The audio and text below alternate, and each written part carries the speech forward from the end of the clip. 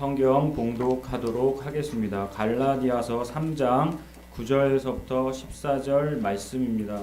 신약 304페이지입니다. 갈라디아서 3장 9절에서부터 14절 말씀입니다.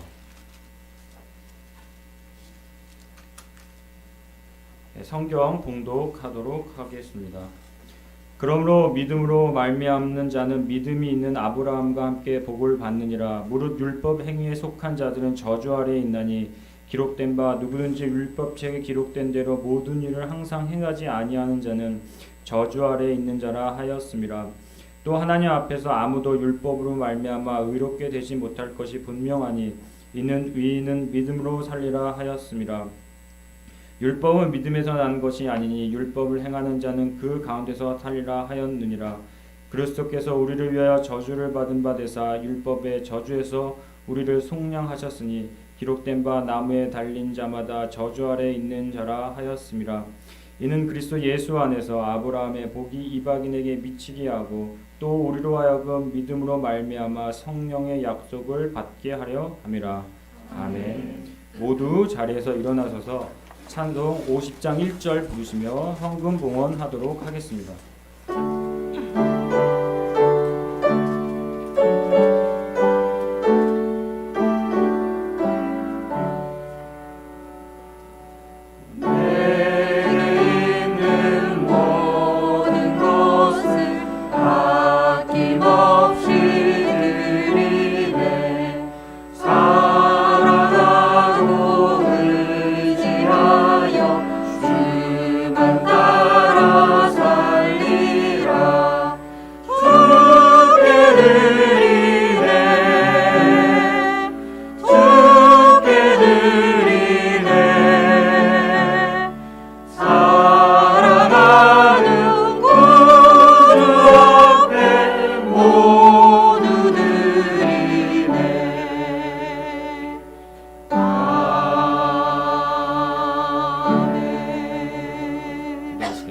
하나님 아버지 참으로 감사합니다.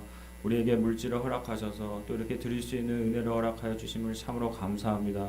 이 물질이 쓰일 때마다 하나님께서 영광 받아 주시옵시고 정말 하나님께서 기뻐 받으신 귀한 물질이 되게 도와주시옵시며 우리가 물질뿐만 아니라 우리의 몸과 마음과 시간을 또 드릴 수 있도록 은혜 내려 주시옵소서.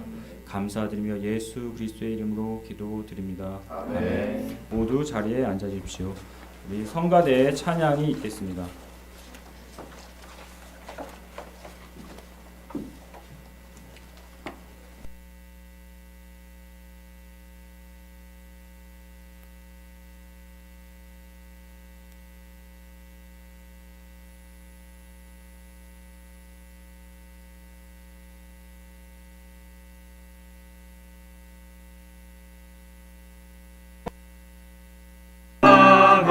지키신 분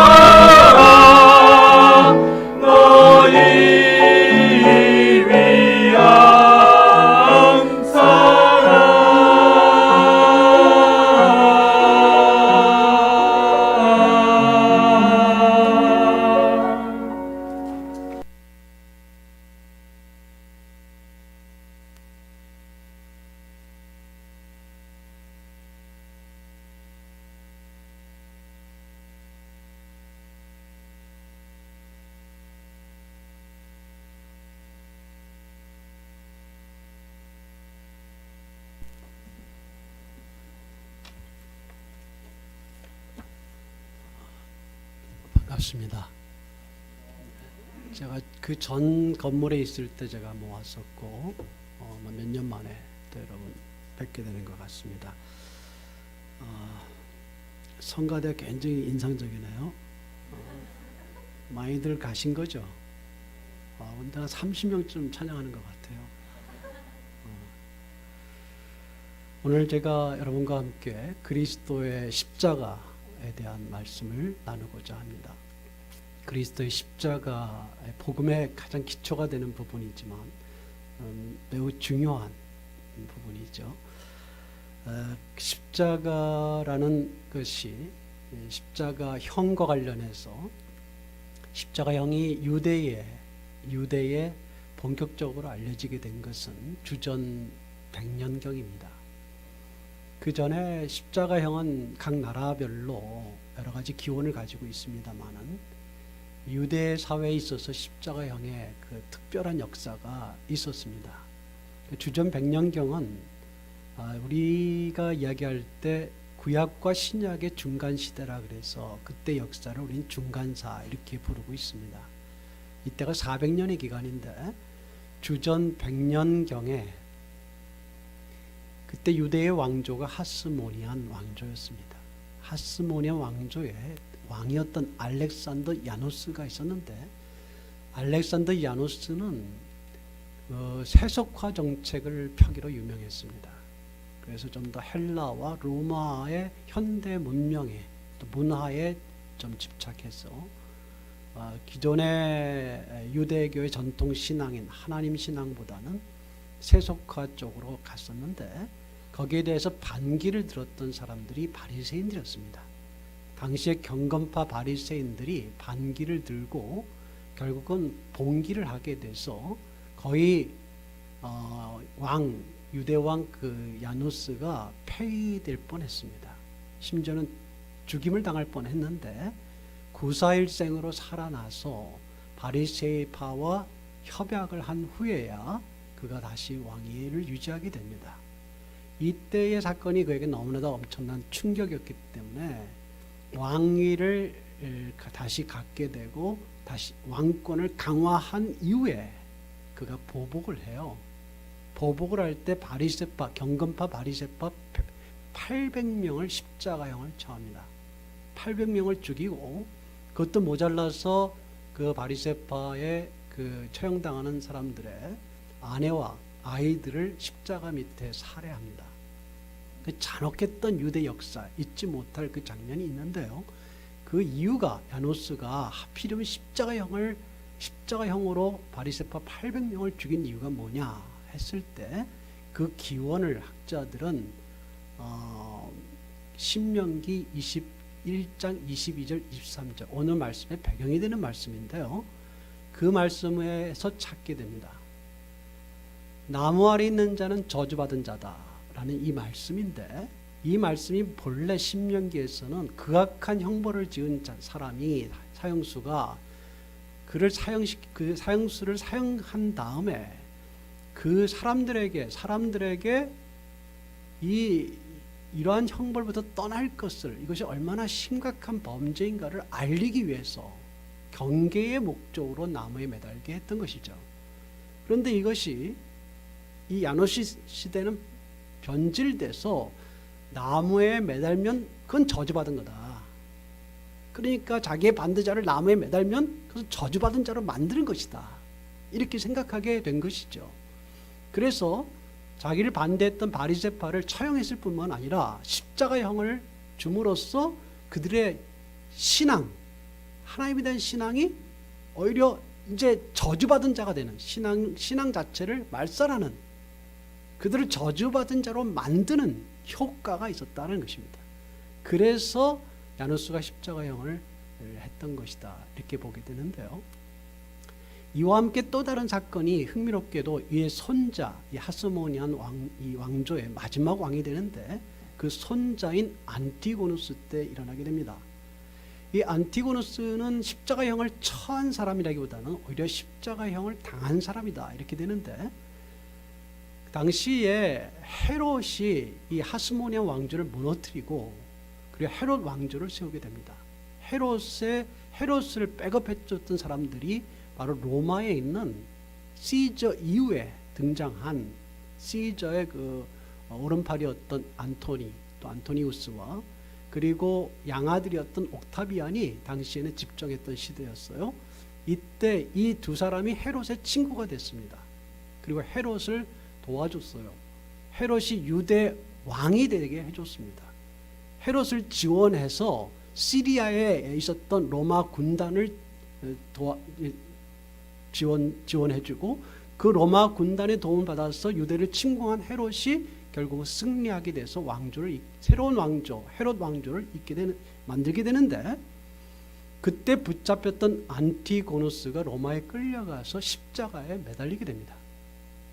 십자가에 매달려서 그는 십자가에서 죽은 것은 아니고 목베어 죽임을 당하긴 하지만 그가 십자가에 매달리고 또 그를 매달게 한 로마 당국의 의도는 분명합니다.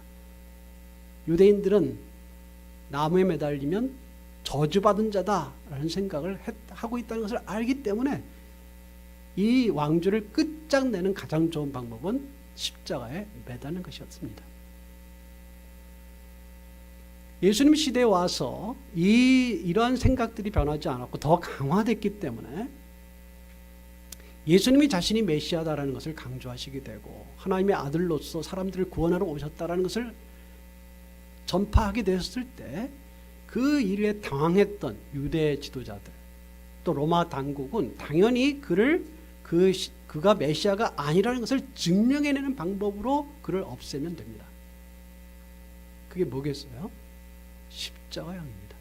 십자가를 매달아서 죽이면 어떤 것이 되겠죠? 메시아가 그렇게 어이없게 죽느냐? 그러면 메시아가 아니다. 또 하나, 메시아라면 적어도 나무에 매달려 죽지는 않을 것이다. 나무에 매달린 자는 저주받은 자인데 저주받아서 죽는 메시아는 메시아가 아니다. 그러므로 메시아라는 사실을 아니라는 것을 증명하기 위한 가장 좋은 방법은 그를 십자가에 매다는 것이었어요. 그래서 유대 지도자들은 종교 지도자들과 유대 당국은 어떻게 하든지 그를 십자가에 매달리게 하자라고 해서 사람들을 선동했던 것이죠. 십자가에 매달아라, 십자가에 매달아라. 사람들은 그 선동에 넘어가서 그를 십자가에 매달아야 된다라고 생각했던 것입니다. 혹시라도 백성들에겐 그런 마음이 있었을지 몰라요. 십자가에 메시아라면 그렇게 십자가에 매달아라 이렇게 막 해가지고 십자가에 매달아도 매달리지 않을 것이다. 메시아라면 그걸 벗어날 수 있을 것이다. 이렇게 생각하는 마음속에 동조했을지도 모르겠어요. 또는 십자가에 매달린 다음에도 십자가에서 좀 내려와라. 메시아라면 거기서 내려올 수 있을 거다. 그렇지 않느냐. 이걸 조롱하면서도 한편으로는 혹시 메시아일까? 메시아면 이 나무에서 좀 내려올지 않을까? 메시아니까 저주의 상태에 머물러 있지 않겠느냐. 하나님의 저주 아래 있지는 않겠지. 메시아라면 그런 마음이 있었을지 모르겠어요. 그러나 그리스도는 그리스도는 그 저주의 십자가에서 그냥 죽으셨어요. 그래서 유대 당국자들과 로마 당국자, 유대 지도자들이 했던 전략이 성공했어요. 그런 저주의 십자가에서 죽었던 것이죠. 그러면 왜 그리스도께서는 이 저주의 십자가에 매달려 죽으셔야 되는 거예요? 그냥 좀 더 고상한 죽음으로 죽으시면 안 되나요? 하필이면 왜 당시에 유대 사람들이 다 그것을 저주의 나무다라고 생각하고 있는 십자가에서 그런 죽어야 되는 건가요? 그가 어쩔 수 없이 그렇게 그 사람들의 의도에 의해요 그냥 그렇게 죽음을 당할 수밖에 없었나요? 아니면 그걸 주님께서 알고 계셨어요. 공간복음서 보게 되면 예수님께서 그의 죽음에 대해서 몇 차례 예언하시는데 그 중에 최소한 2차례 나무에서 십자가에서 죽을 것을 예고하십니다. 무슨 말이에요? 이미 십자가에 죽으실 것을 알고 계셨다는 거예요. 그가 십자가에 죽으실 걸 뻔히 알고 있음에도 불구하고 그것을 그가 막지 않았어요. 피하지 않았다는 얘기를 말하는 거예요. 왜? 그 저주의 십자가라는 것을 알면서도 저주의 나무에 매달리는 것을 자신이 매달리게 되는 것을 피하지 않으셨을까? 그뿐만 아니라 그는 오히려 그때 6월절에 죽임을 당하고자 하는 분 같았어요. 우리가 알고 있는 나사로 사건, 그때는 6월절 사건은 아니지만 6월절 좀 전에 있었던 사건으로 보이는데, 베다니, 예루살렘의 바로 옆 동네인 베다니에서 일어난 사건 아니에요? 그 사건에서 예수님께서는 죽은 자를 살렸어요. 소생시켰어요. 나사로 아닙니까? 그 나사로를 살리시는데요, 이 사건이 엄청난 파장을 불러일으켜요. 그 베다니의 중심으로. 왜냐하면 이건 그냥 한 사람을 잠시 기절했다가 죽은 것 같았는, 죽긴 죽었는데 살려낸 게 아니라 냄새나는 시체를 살린 거예요.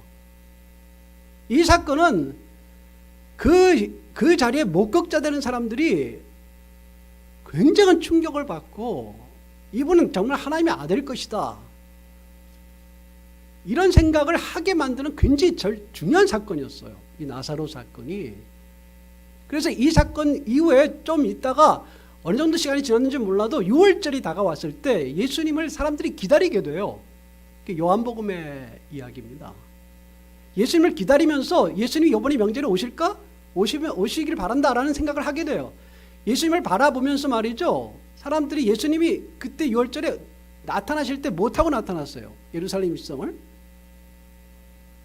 나귀 새끼를 타고 오시잖아요. 나귀를 타고 오시잖아요. 겸손하게 오신 분이시죠. 근데 그때 왜 사람들이 호산나, 다윗의 자손이요, 또 이스라엘의 왕이요 하면서 막 호산나 하면서 막 환호했을까요? 자기의 겉옷을 벗어서 땅에다 깔고 주님께서 그 위를 또 종려나무를 펴서 거기를 나귀를 타고 가시게 그렇게 했을까요? 왜 사람들이 이렇게 환호를 하고 막 그랬을까요? 그 이야기에 대한 이유를 공간복음서에서는 구체적으로 이야기하고 있지 않은데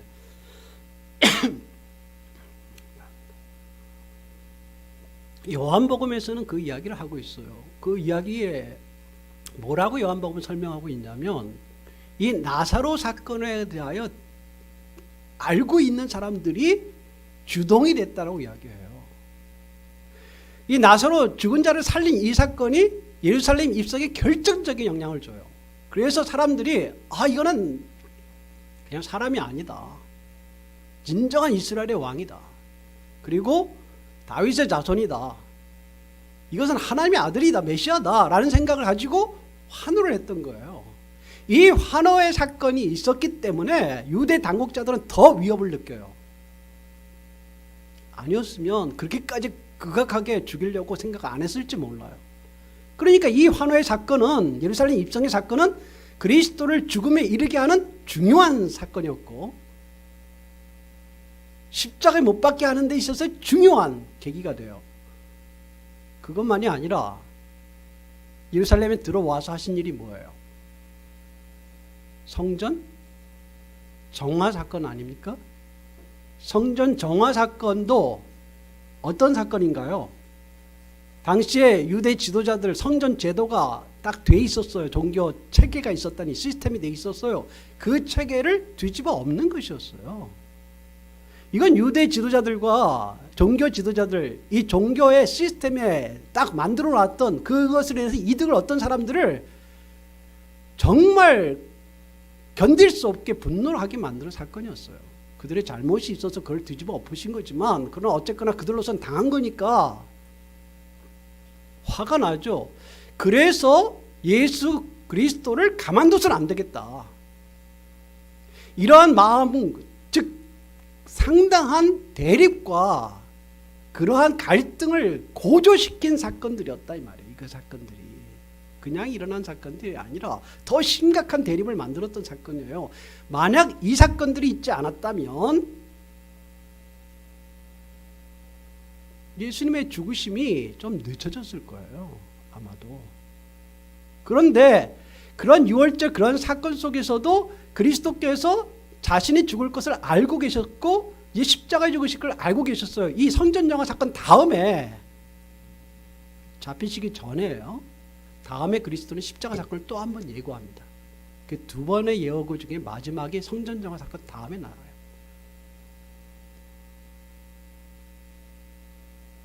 오히려 이 명절에 예수를 잡아서 처형하는 것을 두려워했던 사람들은 유대 당국자들이었어요.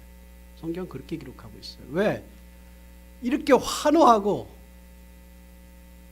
좋아하는 사람들이 많은데 이럴 때 예수를 잡으면 밀란이 일어날지 모르겠다. 밀란이.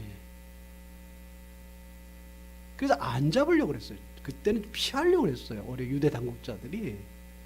그런데 피하지 않게 된 계기가 가룟 유다 때문이에요. 가룟 유다의 배반. 가룟 유다의 배반이 왜 그런 역할을 했느냐? 가룟 유다가 배반해서 사람들이 아무도 없을 밤에 또는 새벽에 몰래 가서 예수의 일당을 잡을 수 있게 해줬기 때문에 그래요. 사람들이 보는 데서 아마 잡았다면 위험할지 모른다라고 생각하고 있던 그 판국에 조용히 가서 예수님을 잡아올 수 있었다 이 말이에요. 그러면 여러분 알고 있죠? 가룟 유다가 배반할 것 예수님이 알고 계셨어요? 몰랐어요? 그럼 예수님께서 그 알고 계시면서 가룟 유다가 이제 떠나는 것을 보고 계셨는데 그날 세족식 하던 그날이겠죠. 그날 가룟 유다가 떠나서 돌아와서 자기를 배반할 것을 알고 계셨는데도 불구하고 어디로 가셨어요? 같은 자리에 가셨거든요. 늘 모이는 자리. 가룟 유다가 알고 있는 자리. 배반해서 사람들을 끌고 오게 되면 나귀를 잡을 수 있는 그 자리에 가서 주님은 기다리셨어요. 거기가 겟세마네 동산에 기도하는 자리예요. 제자들과 함께 모이시는 자리예요. 피할 수 있었잖아요. 왜 그렇게 그는 오히려 잡히려고 그러셨어요. 그리고 잡히면 나무에 달려 죽으실 것을 알고 계셨잖아요. 십자가형이. 그리고 사람들이 이러한 명절 때 오히려 거꾸로 선동해서 그를 호산나 찬양했던 그 사람들을 포함해서 오히려 거꾸로 그들이 유대 지도자들의 선동에 의해서 십자가를 못 박으라 할 때 사람들이 다 선동될 것을 몰랐을까요? 알았겠죠. 그런데 불구하고 그것을 허락하신 이유는 무엇일까요? 아니 허락이 아니라 이 정도 되면 자초하셨다. 자초도 좀 약한 단어고 의도하신 거 아니냐. 이 정도 되면 그 나무에 달려 죽으시는 것이 꼭 필요하다고 생각하신 거 아닌가요? 그래야 되겠다고 생각하신 거죠. 그 이유가 뭘까요? 왜? 이 사건은 너무도 엄청난 사건이었고 그가 그 나무 저주 아래에 있는 자다라고 하는 그 말씀에 따라 사람들은 저주 아래에 있는 그 십자가에 메시아가 설마 달려 죽을지를 몰랐죠. 제자들은. 그의 적대자들은 어떻게든지 그를 나무에 달려 죽이려고 했지만 제자들은 그럴 줄 몰랐죠. 나무에 달려 죽으시니까 제자들은 다 도망갈 수밖에 없고 이건 말도 되지 않는 거죠. 근데 놀라운 일은 3일 만에 부활하심으로 일어나게 돼요. 그렇죠? 그 겁내했던 사람들, 겁냈다는 게 유대 당국을 겁내한 것도 있지만 이거는 완전 혼란스러운 거예요. 나무에 달려 죽으셨다는 거예요. 예수님이. 그것도 살해당한 것도 정도가 아니라 이 혼란스러운 것을 이겨낸 것은 예수 그리스도의 부활이었잖아요. 그러니까 이 부활하고 나서 예수님께서 부활하신 그들과 함께 있으면서 그들이 충격적으로 부활하신 그리스도를 만나고 나서 다시 바뀌고 성령의 체험을 있게 되면 오순절 성령이 그들에게 임해서 성령의 시대가 되면서 그들이 바뀌면서 사람들에게 증언하기 시작하지 않습니까? 전도하잖아요. 전도할 때 베드로가 처음에 사도행전을 보게 되면 증언할 때 증언하는 내용의 메시지가 뭔지 아세요? 너희가 죽였다. 그러나 하나님이 살리셨다. 그거 주제예요. 부활을 증거해요. 부활. 죽음과 부활을 증거하는데요. 또 너희가 나무에 매달려 죽었으나 하나님이 그를 살리셨다. 그런데 뭐가 빠졌냐면 하필이면 메시아가 나무에 달려 죽으셨냐에 대해서는 이야기하지 않아요. 왜? 제 생각에는 볼 때 아직 계시가 그에게 그만큼 주어지지 않았고 알지 못한다는 거예요. 왜 하필이면 나무냐? 그게 아니고 죽었다. 또 심지어는 저주받은 자처럼 보인다. 나무에 달렸으니까. 그러나 하나님이 살리셔서 이제 온전한 주가 되게 하셨다. 그 부활을 강조하지만 이 저주의 십자가 사건에 대해서는 그 의미를 아직은 모르는 것으로 보여요. 스데반의 설교에도 비슷해요. 너희가 나무에 달려 죽였으나 하나님이 살리셨다. 그건 무슨 말이냐면 나무에 달렸을지라도 라는 뜻으로 느껴져요. 나무에 달려 저주의 나무 아래 달렸을지라도 그를 다시 살아나게 부활하게 하신 분이 하나님이시고 부활하게 하심으로 이 모든 것을 극복하고 생명의 주가 되게 하셨다. 즉 그 말씀이죠. 부활을 강조할 때. 왜 저주의 십자가를 그러나 굳이 져야 되는가에 대해서는 아직은 나타나지 않은 것으로 보이는데 이것에 대한 말씀이 나오기 시작하는 게 바울의 BCD 안디옥에서요.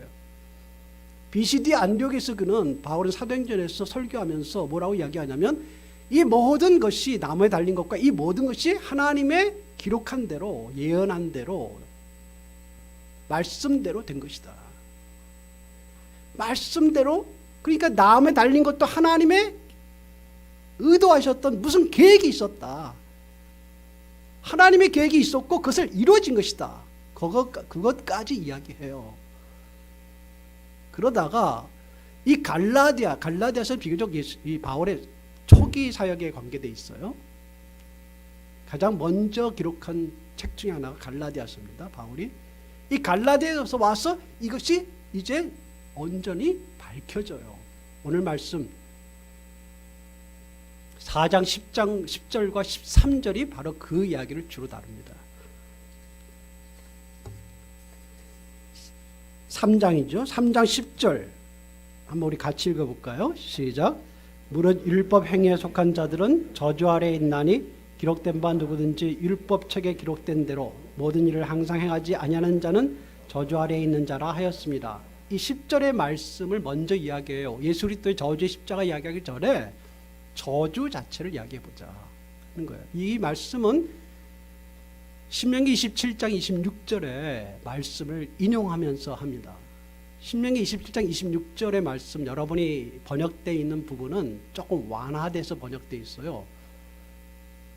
근데 이 부분은 갈라디아서 이 부분은 좀 더 강한 표현입니다. 무슨 말이냐면 여기 갈라디아서 이 평원에 보게 되면은 율법 행위에 속한 자는 저주 아래에 있나니 기록된 바 누구든지 율법책에 기록된 대로 모든 일을 항상 행하지 아니하는 자는 이렇게 번역되어 있는데 이게 원래 그 당시에 있었던 70인경의 내용이에요. 70인경이라는 이 성경이 있어요.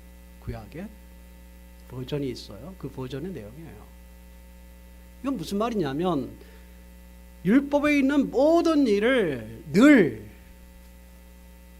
항상 행하지 않으면 저주 아래에 있는 것이다.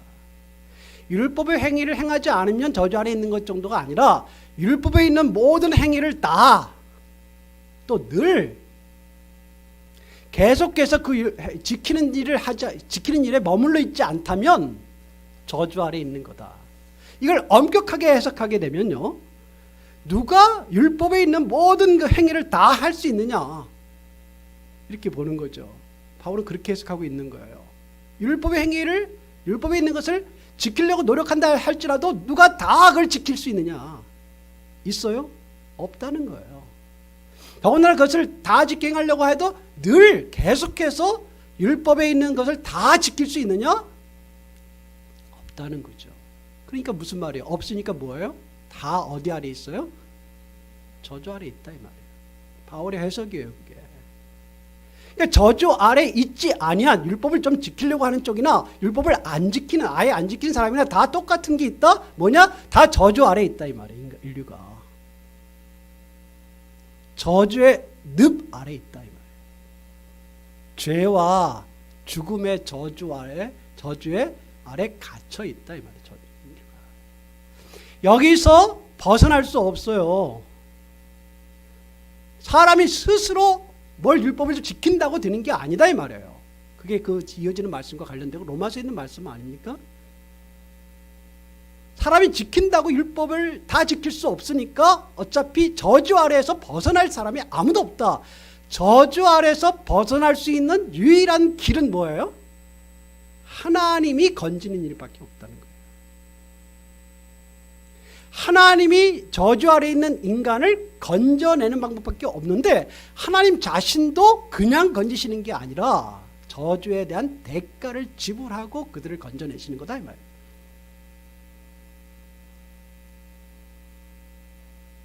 자기 자신을 드리고 건져내든지 하는 거다.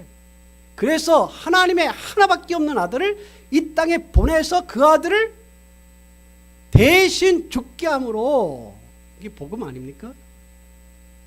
그 저주에서 벗어나게 한다. 이게 13절의 이야기예요. 13절 같이 읽겠습니다. 시작.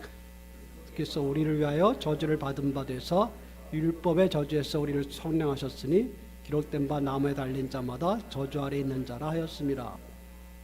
그리스도께서 우리를 위하여 이렇게 번역됐는데요. 이것은 또 다르게 번역할 수 있어요. 그리스도를 우리를 위하여가 우리를 대신하여 이렇게 번역할 수 있는 두 가지로 번역이 가능한데 저는 대신하여가 좀 더 적합하지 않나 이곳에 번역에 그렇게 봐요.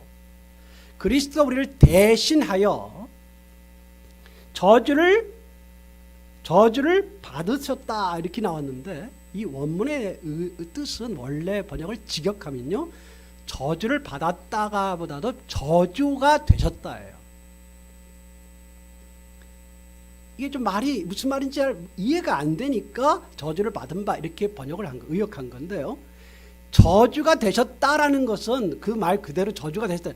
그리스도가 저주의 십자가에 의해서 우리의 저주가 되셨다는 거예요. 그 말은 우리의 저주를 끌어안으셨다는 거예요.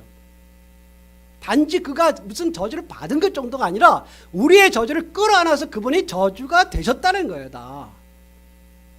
그것이 저주를 받았다는 거예요. 그래서 그리스도가 우리를 대신해서 그래서 그 저주의 대가를 지불해서 그 자신이 저주가 되심으로 우리를 건져내셨다 이 말이에요. 그걸 속량이라고 하죠. 속량이란 뭡니까? 값을 지불하고 사서 자유롭게 풀어준 것이에요. 그 저주 아래에 있었던 우리 대신 저주를 끌어안으셔서 우리의 저주를 끌어안아서 그분이 그 대가를 지불하고 저주 십자가에서 죽으셔야 됐으므로 그래서 그가 죽으신 방법이 저주 십자가여야 했다는 거예요. 이게 복음이거든요. 그래서 저주 아래 있지 않게 돼요. 우리가 저주의 늪에서 해방이 돼요. 우리 그리스도인은 그거가 중요해요. 저주의 상태에 있는 인간은 그것이 참 비참하고 혐오스러워요. 죄와 관련돼 있고요. 우리가 완전히 죄에서 벗어났다 이렇게 말할 수는 없지만 그러나 기본적으로 죄의 사슬에서 저주란 죄의 사슬에 있는 거고 죄와 관련해서 죽음의 사슬에 있어요. 어둠의 사슬에 있어요. 어둠의 권세 아래 있어요. 그래서 골로새서는 그렇게 이야기해요. 어둠의 권세 아래에서 우리를 아들의 나라로 옮기셨다. 저주란 그런 것이에요. 이 저주를 벗어내 보려고 율법주의란 뭔가 지켜서 좋은 것들을 막 지켜나감으로써 이 저주에서 좀 벗어내 볼까 이렇게 생각해서 율법주의가 만들어져요. 그럼 좀 더 의로워지는 것 같아요. 뭘 지키면. 근데 저주에서 그리스도가 우리를 대신해서 저주를 받으셔서 우리가 그 저주에서 해방된 사람들은 더 이상 율법주의로 지킬 필요가 없어요. 지켜야 돼요? 아니에요. 그리스도가 우리를 대신해서 저주가 되시고 저주를 끌어안으셨거든요. 저주의 사슬에서 해방시키셨어요. 풀어버렸어요. 그 저주의 상태에 있는 사람들이 저주를 좀 피해버리고 잊어버리는, 이 비참한 상태를 피해보고 잊어버리는 방법이 뭔가 탐닉하는 거예요. 성에 탐닉하거나 사랑에 탐닉하거나. 그래서 늘 사랑을 찾아다니고 늘 성을 찾아다니거나 아니 무슨 약을 먹어서 그걸 좀 잊어버리거나 아니면 돈을 좀 더 벌어서 내가 좀 더 내가 추구하는 것을 하거나 이 저주 상태를 잊어버릴 수 있는 방법이 뭔가를 찾는 게 저주 상태에 있는 사람들의 모습이에요. 그런데 저주에서 해방되어 있는 우리는 그럴 필요가 있어요, 없어요? 없어요. 뭘 지켜야만 된다고 생각하거나 율법주의 이것을 잊기 위하여 괴로움을 잊기 위해서 뭔가 집착을 해야 되는 게 아니라 우리가 해야 될 일은 그리스도가 하신 이 일을 믿음으로 받는 거예요. 뭐 좀 더 우리가 조금 더 그분의 십자가에 참여하는 게 조금 우리를 몸을 좀 괴롭게 하고 좀 괴롭게 하면 좀 하나님 그리스도의 십자가에 좀 참여하는 것 같아요? 그렇지 않아요. 할 수가 없어요. 그리스도의 십자가 우리의 고난을 필요로 하지 않아요. 우리가 좀 더 보태는 게 없어요. 우리는 그리스도의 십자가가 저주의 십자가를 우리의 저주를 다 담당했기 때문에 우리의 과거로부터 우리는 해방돼서 자유함을 갖는 거예요. 이게 복음이잖아요. 좀 당당해요, 여러분. 아직도 저주 아래 살아있는 것처럼 막 그러지 마요. 정신없이. 이 저주 아래서 벗어나면서 받는 저주와 반대되는 말이 뭔지 아세요? 저주와 반대되는 말이 오늘 본문에 나오는데 복이에요. 복. 그게. 복. 그렇죠? 복. 복을 하면서 9절과 14절에 아브라함의 복을 이야기해요. 아브라함의 복은 아브라함에게 약속하신 모든 복을 말할 거겠지만 핵심적인 가장 중요한 복이 뭔지 아세요? 그가 하나님을 믿음의 의로 여기신 믿음의 복이에요. 의롭다함을 받은 복이에요. 이게 뭐 대단한 것이냐, 아브라함이 받은 많은 물질적인 복이나 이런 게 다 중요하지 않다는 게 아니라 믿음의 복이 가장 아브라함에겐 중요하다는 거예요. 중요했고 중요하다는 거예요. 왜요? 믿음의 복이란 뭐예요? 믿음을 통하여 의롭다 하심 받는 복. 그걸 뭐라 그래요? 신학적 용어로 알고 있죠, 여러분. 두 단어. 칭의잖아요. 칭의. 칭의는 의롭다함을 받는 거잖아요, 우리가. 근데 의롭다함을 받는 일이 얼마나 중요하냐라는 것은, 의롭다함을 받는다라는 것은 우리가 의롭게 되는 거잖아요. 그래서 의로운 존재는 하나님밖에 없어요. 기본적으로 의로운 존재, 거룩한 존재, 우리 성도라고 말하는 것도 마찬가지인데요. 거룩하고 의로운 존재는 하나님이에요. 그냥 하나님밖에 없어요. 사람은 그럴 수 없어요. 근데 우리가 의롭게 된다, 거룩하게 된다는 뜻은 무슨 뜻이에요? 우리가 하나님의 세계에 들어간다는 뜻이에요. 이미 사람인 우리가 하나님 세계에 진입했다는 이야기예요. 하나님과 만난다는 이야기예요, 이제는. 그래서 구약에도 아브라함을 이야기할 때 의롭다 받은 이후에 그가 하나님의 친구로 불리잖아요. 사람인 그가 의롭다함을 받으면 하나님 세계로, 이제 신적 세계로 우리가 진입해서 신적 세계에 우리가 참여한다는 것을 말해주거든요. 그렇기 때문에 우리가 이제는 썩을 사람이 아니라 영원한 세계에 사는 사람이 되는 거예요. 그래서 영생이 주어지는 거예요. 구원. 우리가 죽으면 천국 간다 이런 식의 생각하지 마요. 천국 가긴 가죠. 그러나 우리는 이미 천국을 살아요. 우리는 죽지 않아요. 죽긴 죽죠. 육체는 죽지만 우리 영원히 사는 자가 이미 되었다는 이야기야. 하나님과 이제 닮은 자가 됐다는 이야기예요. 영원한 생명이 우리 속에서 시작됐다는 이야기예요. 영원히 간다는 거예요. 그게 뭐예요? 갈라디아서 그다음 나오는 말이 그래서 아들이라는 말이에요. 그게 아들들이 됐다. 양자가 됐다 이 말이잖아요. 아들들이, 하나님의 아들들이 뭐예요? 하나님이 영원히 살시잖아요. 그 아들들도 영원히 산다 이 말이에요. 하나님 세계에 진입했어요. 그게 의롭다 하심부터 출발해요. 이미 진입해서 그 신적 세계에 이미 나가갔어요. 하나님의 아들들이 됐어요.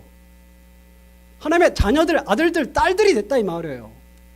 이게 얼마나 중요한지 여러분 아시잖아요. 이 아들들이 된 것을 여러분 쉽게 생각하지 마세요. 이 여러분의 아들들이 하나님의 아들들, 딸들이 된 상황에서 주어지는 게 뭐냐면 상속자예요. 상속자란 뭐예요? 하나님의 유업을 입는 거죠. 하나님 나라를 소유한다 이 말이에요. 같이 함께 상속한다 이 말이에요. 그게 상속자예요. 왜 상속할 수 있어요?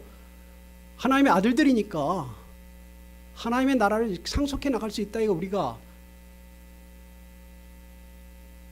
여러분 이해하셔야 될 것은 하나님의 아들들, 하나님의 딸들이 된 것에 서자가 없어요. 서자가 뭐예요? 상속권이 없잖아요. 서자는 그 나라에 주장할 수 없죠. 근데 그 가문에 내가 아들이다 딸이다라는 것을 주장할 수 없잖아요. 요즘은 할 수 있죠. 현대에서는 많이 바뀌어서. 그러나 원래 서자는 없잖아요. 여러분 그런 자가 없어요. 여기서. 하나님 나라를 다 당당하게 요구할 수 있고요. 당당하게 가질 수 있고요. 하나님의 아들과 딸이라는 신분을 이제 당당하게 여러분이 내세울 수 있어요. 여기에 1등이 있고 2등이 있고 그러지 않아요. 사역자들은 좀 더 거룩하고 좀 더 아들이고 여러분 덜 아들이고 그러지 않아요. 하나님의 나라에서는 당당한 똑같은 상속자요 아들과 딸들이에요. 중국 선교관 분들은 좀 더 뛰어난 분들이고 말 안 하겠어요. 물론 여러분은 또 다른 사역이 기다리지만 다 하나님의 나라의 사역들을 감당하고 있는 사람들이에요. 아들들과 딸로서 자신감이 있어요. 그러니까 여러분 오늘 말씀 기억해야 될 것은 저주에서 속박됐으니까 과거의 늪과 과거의 잘못들이 있어요. 우리에게. 거기에가 그것이 여러분이 발목을 잡고 있지 않다는 것을 여러분 알아야 돼요. 그리고 그 저주와 속박에 대해서 자꾸 남을 원망하지 마요. 엄마 때문에, 아빠 때문에 이러지 마요. 우리가 자유했어요. 이제는 가문의 저주로부터도, 가정의 저주로부터도, 누구의 저주로부터도, 우리 자신의 저주로부터도 우리는 해방됐다 이 말이에요. 여러분 알겠어요? 그럼 이제는 여러분이 하나님의 아들과 딸로서 하나님 나라의 상속자로서 이제 해야 나갈 일만 남아있는 거예요. 이제는 마치 저주받은 사람이 있는 사람들처럼 살 수 없다 이 말이에요. 하나님의 아들들로 살아갈 때 이 주어지는 것 중에 중요한 하나가 자유예요. 자유. 이 자유는 우리가 마음대로 하는 자유가 아니라 그렇게 마음대로 할 수 있어요. 없는 건 아니에요. 자유가 주어져서 하나님의 아들 자유, 영생을 살 수 있는, 영원한 생명을 살 수 있는 자유와 능력과 자유가 있는데 막대로 하는 거 아니에요. 아니고 하나님의 아들로서의 자유는 그리스도의 자유와 같은 거예요. 그리스도가 하나님의 아들인데 자유가 없어요? 십자가에 못 박아야만 되는 거예요, 이렇게? 그게 자유죠, 그게. 구원하고 싶은 자유죠. 사랑하는 자유죠. 구원을 선택한 능력이죠. 자신을 위해서 좀 살아보는 게, 쾌락을 추구해보는 게 아무것도 아니더라 이 말이에요. 오히려 자기 자신을 내어줘서 다른 사람을 사랑하는 하나님의 나라의 법도를 따르는 것이 그게 자유고 능력이다 이 말이에요. 그게 육체를 따라 해봤자 남는 게 없다 이 말이에요. 늘 쏘리할 것밖에 없지만 내가 조금 더 시간을 내서 다른 사람을 섬기고 사랑하고 뭔가 좀 투자하고 위로해주고 용서해주고, 복음 전도도 그거 하나죠. 또 우리 사회에서 정말 하나님의 아들로서 당당하고 영원한 세계를 사는 사람들이 어떻게 살아야 돼요? 뇌물에 눈이 어두워서 살 수는 없잖아요. 부정하게 살 필요가 없잖아요. 왜? 영원한 세계를 사는 사람, 영원한 가치를 갖고 있는 사람, 이 잠깐 동안의 쾌락과 잠깐 동안의 유익을 위하여 우리가 이 영원하고 원대한 마음을 여기에 소비할 수 있어요? 내게 주어진 일도 다 중요한 일 아니에요? 선교와 전도만 아니라, 선교와 전도는 사람들을 더 아들로 만들고 이러한 자유에 이르게 만드는 게 귀한 것이죠. 그러나 그것만 있는 게 아니에요. 성경에는 하나님의 아들로서의 자유와 능력이 거기에만 있는 게 아니라 그것도 있지만 우리에게 주어진 일들을 우리가 빛의 아들들이니까 해낼 수 있는 게 얼마나 많아요. 직장에서 하나님의 거룩한 성품을 담을 수 있고, 하나님의 의로운 성품을 담을 수 있고, 하나님의 책임 있는 성품. 또 우리는 영혼을 사는 사람들이니까 다른 사람을 위해서 빨리 죽어야 될 때는 빨리 죽어줄 수 있잖아요. 없어요? 뭘 더 얼마나 오래 살라 그래요, 그걸. 지금 내가 죽음으로 다른 사람을 구할 수 있어요? 그럼 죽을 수 있죠. 죽어야죠. 왜? 우린 영혼을 사니까. 지금 사회가 우리에게 그걸 요구하고 있는 거 아니에요? 우리가 당장 여기 살아야 되고 오래 살아야 되고 뭐 이렇게 이걸 추구해야 되고 이렇게 살지 않아도 되는 사람들이잖아요. 우리가 영원을 사는 사람들이고 하나님의 아들들이니까 하나님 나라에 좀 당당하게 살아요. 그리고 아닌 것을 아니다라고 해야 되죠. 다른 사람을 위해서 사는 게 뭐예요? 사랑이란 하나님을 사랑하는 거, 이웃을 사랑하는 거 아닙니까? 하나님을 사랑하고 이웃을 사랑하는 게 뭐예요? 내 직장에서 뭐예요, 그게? 내 캠퍼스에서 뭐예요, 그게? 나 자신의 이기심이 아니라 다른 사람을 위해서 내어주는 삶이란 과연 뭐예요? 이것이 하나님의 아들들이 살 수 있는 능력이에요. 이게 능력을 죄의 속박에서 해방될 수 있는 능력. 비록 우리가 완전하지 못하고 실패도 하고 가끔 우리가 넘어질 때도 있지만 다시 일어날 수 있는 능력. 하나님의 아들과 딸로서 세상에 빛과 소금을 전해줄 수 있는, 위로가 없는 곳에 위로를, 사랑이 없는 곳에 사랑을, 슬픔이 있는 곳에 좀 도움을 줄 수 있는 능력이 이 하나님의 아들들에게 있는 거예요. 그 당시에 초대교회에 많은 노예들이 크리스찬들이었어요. 그 노예들 신분은 어때요? 뭐를 가지고 있어요? 가진 게 없죠. 그럼에도 불구하고 자기에게 맡겨진 일을 하나님께 하듯이 할 수 있는 사람들. 육체로 보면 슬픔밖에 없을 텐데도 그런데도 불구하고 뭔가 당당한 사람들. 이런 사람들이 하나님의 아들들이었어요. 노예 신분인 게 무슨 중요해요? 내가 지금 아무것도 안 가진 게 뭘 중요해요? 내가 영원한 세계를 사는 하나님의 아들들이고 저주로부터 속박된 하나님의 자녀들이라는 게 중요하지. 그리고 그것이 영원하다는 것을 알고 있으니까 우리가 이제 하나님의 아들로서 사는 것이 중요하죠.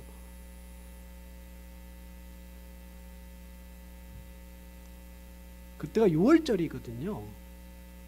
예수님이 죽으실 때 그날 많은 어린 양들이 죽었어요. 예루살렘에 거주하는 인구가 7만입니다. 그 당시에. 근데 이러한 6월절과 같은 행사가 되면 많은 순례객들이 있어서 한 2, 30만이 됐을 거예요. 그러면 이들을 위하여 그 6월절에 양들이 피를 흘려야 돼요. 6월절 행사 중에 하나가 양을 잡아서 죽이는 거거든요. 많은 피가 흘렸을 거예요. 피 비린내가 진동했을 거예요, 그날. 그러나 그리스도의 피만이 그들을 저주해서, 우리를 저주해서 풀어주는 피였죠. 사람들은 그 피를 가지고 문설주에 발랐을 거예요. 그 관례대로. 문설주에 바르는 것은 예전의 습관, 종교적인 6월절 행사를 기억하고 하는 것이면서 또 하나 하나님이 보호해 달라라는 거격이 있죠. 그러나 정말 그 피가 그들의 가문을, 그들의 가정을 보호할 수 있었을까요? 오직 십자가에 죽으신 그 십자가의 피만이 우리를 보호하고 우리의 가정과 가문을 보호하는 피였죠. 그 저주의 십자가를 기억하세요. 거기서부터 우리의 과거로부터 해방되고 늪에서부터 자유하게 되었고 거기서부터 우리가 당당한 하나님 나라의 아들들, 시민들, 상속자가 되었음을 기억하세요. 그리고 여러분께서 믿음으로 사회가 우리를 부르고 있어요. 좀 정직해야 된다 이렇게 이야기하고 있는데 사람들을 위해서 안전시설을 해야 된다. 누가 해야 돼요? 진짜 해야 될 사람들이 우리를 부르고 있어요. 여러분이 믿음 가운데 또 한 주간 그렇게 살아가는, 고개를 좀 너무 숙이지 말고 좀 이제 하나님께 대하여 좀 내가 잘해서가 아니라 그리스도가 나를 받으셨으므로, 우리를 씻으셨으므로, 우리에게 새 힘을 주심으로 그 믿음과 능력을 가지고 나아가며 세상을 섬기는 여러분 되시기를 주님의 이름으로 축원합니다. 기도하겠습니다. 하나님, 우리가 하나님의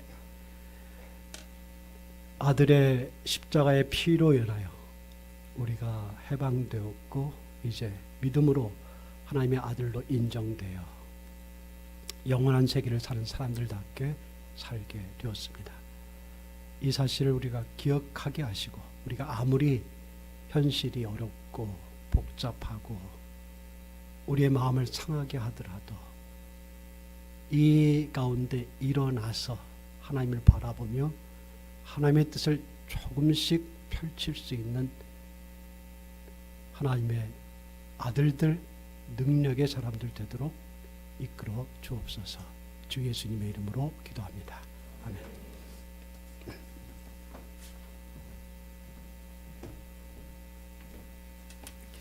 귀한 말씀 감사합니다. 환영 및 소식 전하는 시간입니다.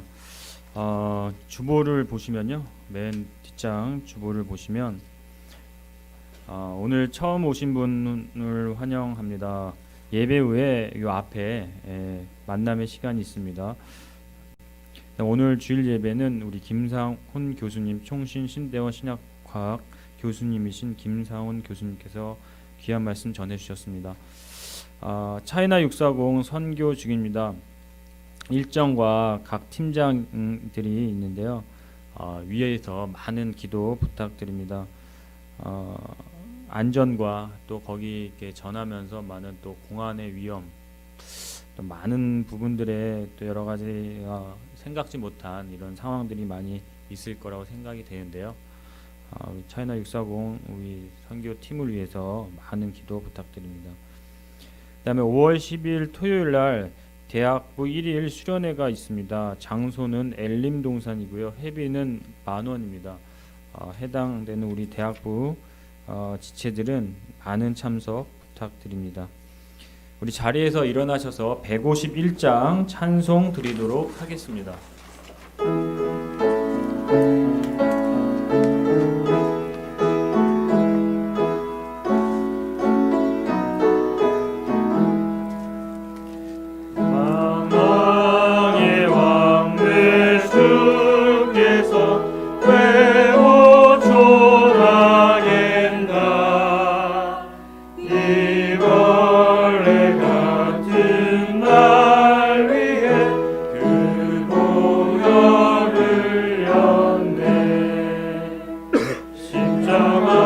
십자가 내가 처음 볼 때에 나의 맘에 큰 고통 사라져 오늘 믿고서 내 눈 밝았네 참 내 기쁨 영원하도다 주 십자가 못 박힘은 속죄함 아닌가 그 은유함과 그 은혜 말할 수 없도다 십자가 내가 처음 볼 때에 나의 맘에 큰 고통 사라져 오늘 믿고서 내 눈 밝았네 참 내 기쁨 영원하도다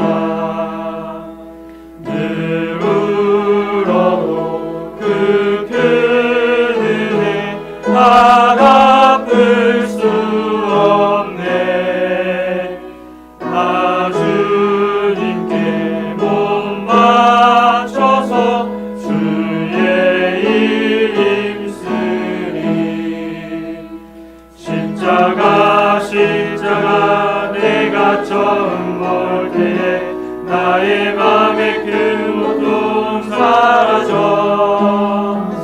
오늘 믿고서 내 눈 밝았네 참 내 기쁨 영원하도다 우리 김상훈 목사님께서 축도하시고 예배 마치도록 하겠습니다.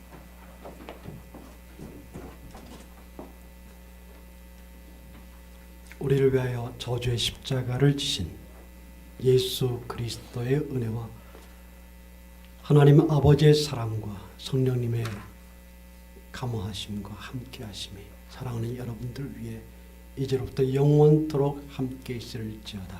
아멘. 영광 할렐루야 영광 할렐루야